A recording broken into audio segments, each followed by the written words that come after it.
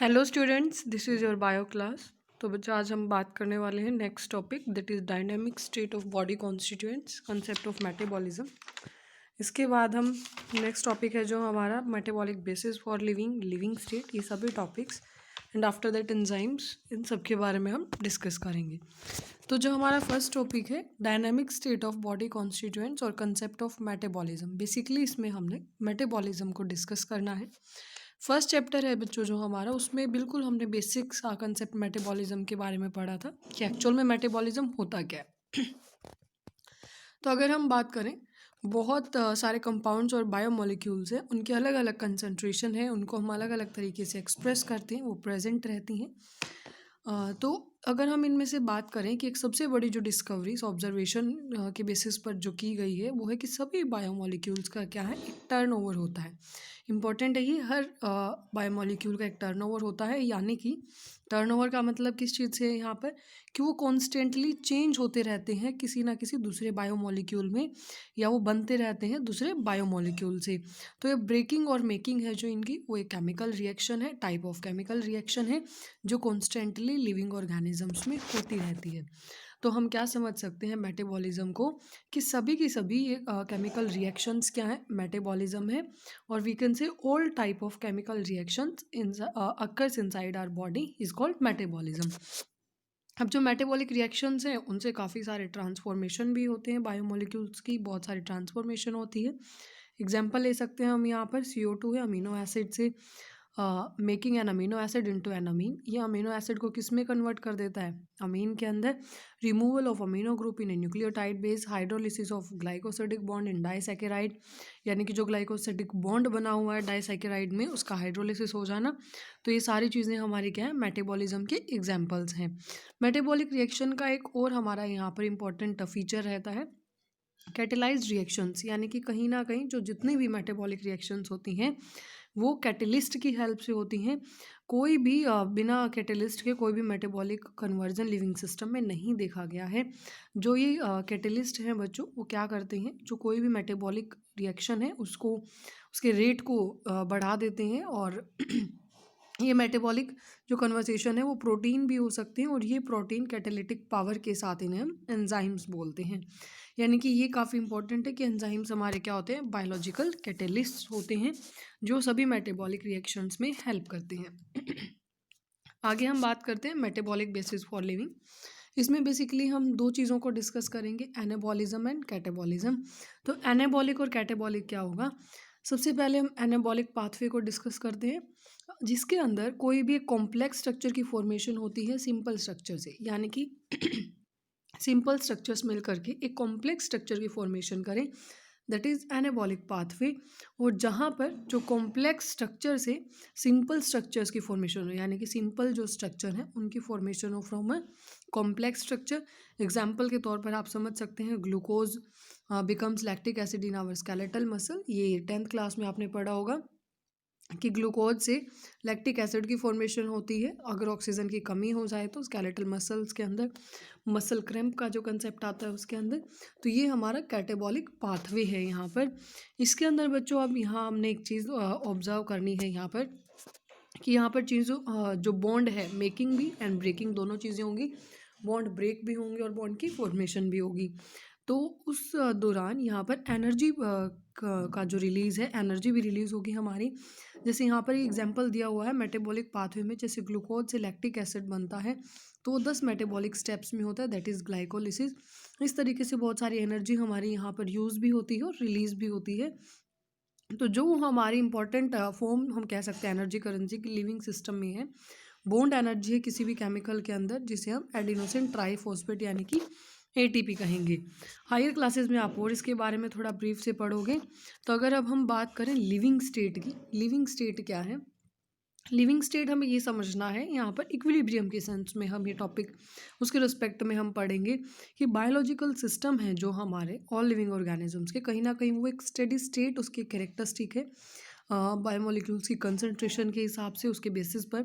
तो सारे के सारे बायोमोलिक्यूल्स हमारे मेटाबॉलिक फ्लक्स में रहते हैं, यानी कि कोई भी केमिकल या फिजिकल प्रोसेस है वो स्पॉन्टेनियसली मूव करते इक्विलिब्रियम में, और जो स्टेडी स्टेट है, ये ध्यान रखना, स्टेडी स्टेट बच्चों एक नॉन इक्विलिब्रियम स्टेट है। स्टेडी स्टेट में कभी भी इक्विलिब्रियम का जो सेटअप है वो नहीं हो सकता। और फिजिक्स के अकॉर्डिंग भी हमें याद रखना चाहिए, जो इक्विलिब्रियम में सिस्टम होते हैं वो कभी भी वर्क परफॉर्म नहीं करेंगे। और अगर हम बात करें लिविंग ऑर्गेनिजम्स की, तो वो तो कॉन्टीन्यूसली वर्क करते रहते हैं। तो ऑब्वियस सी बात है, अगर वो कॉन्टीन्यूसली वर्क करेंगे, स्टेडी स्टेट में रहेंगे, तो कभी भी वो अफोर्ड नहीं कर पाएंगे या पहुंच नहीं पाएंगे इक्विलिब्रियम के अंदर। तो यहाँ पर हम एक कंक्लूजन कह सकते हैं जो कि बहुत इंपॉर्टेंट है, living state is a non equilibrium steady state to be able to perform work. यानी कि लिविंग स्टेट क्या है, एक नॉन इक्विलिब्रियम स्टेडी स्टेट है जो कभी भी to be able to perform work, जिसे हम कह सकते हैं कि भाई हमेशा जो है हमारी ह्यूमन बॉडी है, हमेशा उसके अंदर एनर्जी का इनपुट चलता रहता है, एनर्जी इनपुट मिलता रहता है। तो metabolism provides mechanism for the production of energy. Metabolic reactions हमारे अंदर होती रहेंगी, मेटाबॉलिक रिएक्शंस होंगी तो एनर्जी प्रोडक्शन होगा, एनर्जी इनपुट मिलता रहेगा। तो लिविंग स्टेट और मेटाबॉलिज्म हमारे सिनोनिम्स हैं। तो without metabolism there can not be a living state. यानी कि मेटाबॉलिज्म जब तक है तब तक हमारा लिविंग स्टेट भी हमारा कंटिन्यू रहेगा, लिविंग स्टेट में हम रहेंगे। और लिविंग स्टेट में है, स्टेडी स्टेट है हमारा, तो नॉन इक्विलिब्रियम वो कंडीशन हमारी रहेगी। आगे हम बात करते हैं एंजाइम्स की।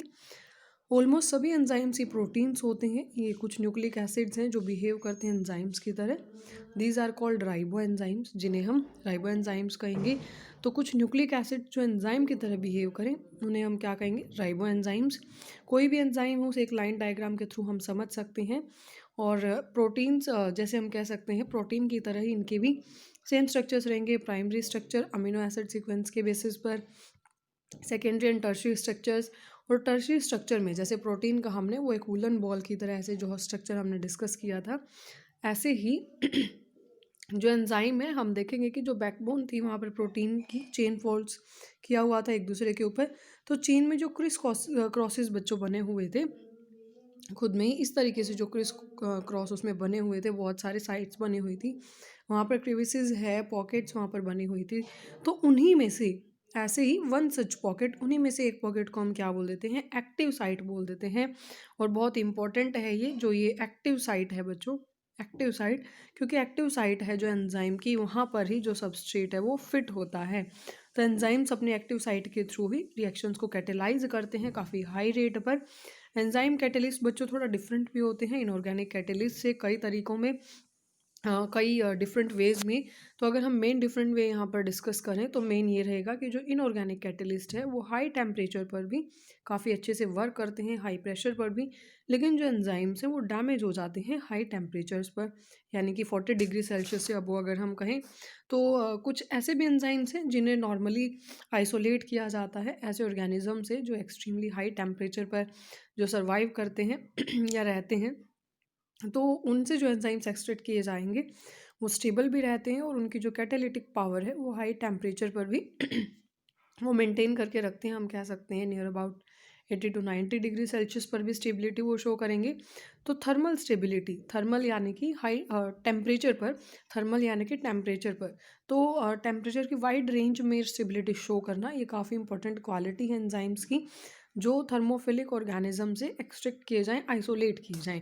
थर्मोफिलिक ऑर्गेनिज्म, थर्मो यानी कि जो जिसे हम टेम्परेचर से रिलेट करते हैं, वाइड रेंज ऑफ टेम्परेचर को जो organisms, wide range of temperature में जो ऑर्गेनिजम्स एडेप्ट कर सकते हैं।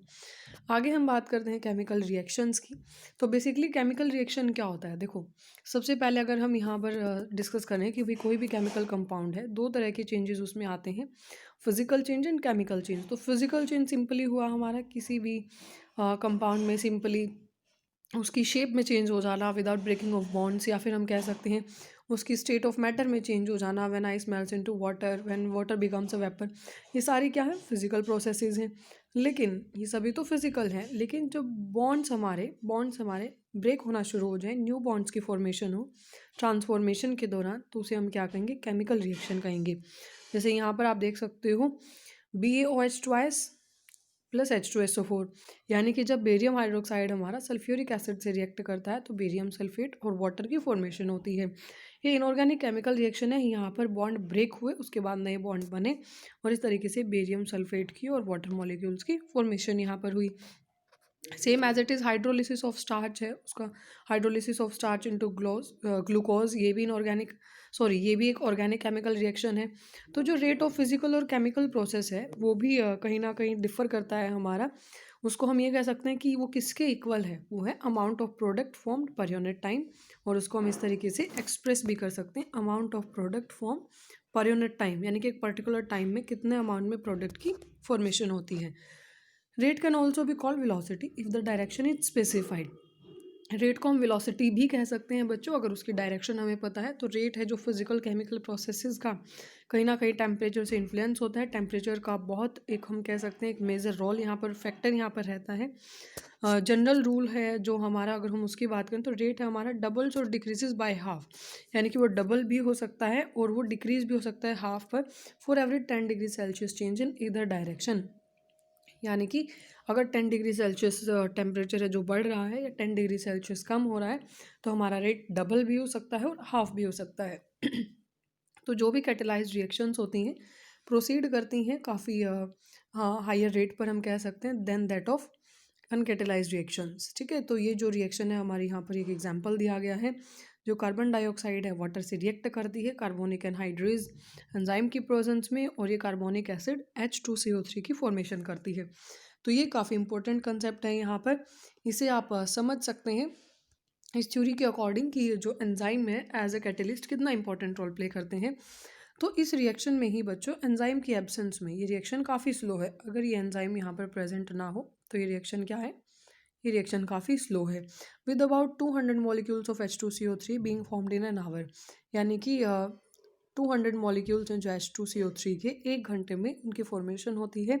लेकिन अगर हम जो एंजाइम यहाँ पर यूज़ किया है, एंजाइम यहाँ पर जो हमने यूज़ किया है, इस एंजाइम को अगर हम यूज़ कर लेते हैं साइटोप्लाज्म के अंदर, अगर ये एंजाइम प्रेजेंट हो दैट इज़ कार्बोनिक एनहाइड्रेज, तो जो रिएक्शन की स्पीड है ड्रामेटिकली वो कितनी बढ़ जाती है, नियर अबाउट 6 लाख मॉलिक्यूल्स। कहाँ तो 200 मॉलिक्यूल्स बन रहे थे और कहाँ पर 6 लाख मॉलिक्यूल्स की फॉर्मेशन हो रही है हर एक सेकंड के अंदर, हर सेकंड के अंदर। तो एंजाइम है वो उसने रिएक्शन को एक्सेलरेट किया, स्पीड अप किया बाय अबाउट 10 मिलियन टाइम्स। तो आप देख सकते हैं रिएक्शन की स्पीड को कितना बढ़ा दिया है। तो जो पावर एंजाइम्स की इनक्रेडिबल इंडेड, यानी कि जो एंजाइम्स की जो पावर है हम समझ सकते हैं यहाँ से कि कितना स्पीड अप वो करते हैं रिएक्शंस को। बहुत सारे तरह के बच्चों एंजाइम्स यहाँ पर रहते हैं, ईच कैटेलाइजिंग यूनिक केमिकल और मेटाबॉलिक रिएक्शन, अलग अलग उनके स्टेप्स रहते हैं। तो इन सभी को ही सेम एंजाइम कॉम्प्लेक्स और डिफरेंट एंजाइम्स, इस तरह का जो कैटेलिसिस है उसे हम मेटाबॉलिक पाथवे कहेंगे।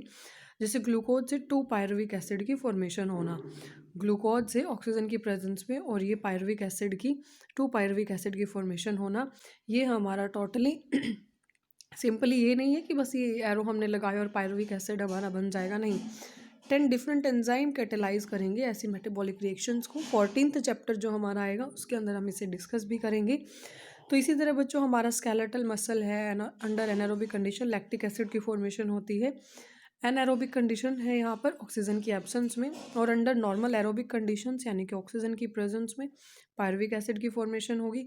ऐसे यीस्ट में फर्मेंटेशन के टाइम पर सेम पाथवे हमारा इथेनॉल यानी कि अल्कोहल की फॉर्मेशन वहाँ पर होती है। तो डिफरेंट डिफरेंट कंडीशंस में बच्चों डिफरेंट डिफरेंट जो प्रोडक्ट्स हैं वो पॉसिबल होते हैं। तो यहाँ तक आज आपने डिस्कस कर लेना है। कल जो हमारा है उसमें हम एक्टिवेशन एनर्जी का भी कंसेप्ट डिस्कस करेंगे, नेचर ऑफ एंजाइम एक्शन है और फैक्टर्स अफेक्टिव एंजाइम एक्टिविटी, ये सब डिस्कस करेंगे। यहाँ तक कोई भी डाउट है तो बता देना, उसको हम कल की वीडियो के साथ ही डिस्कस कर लेंगे।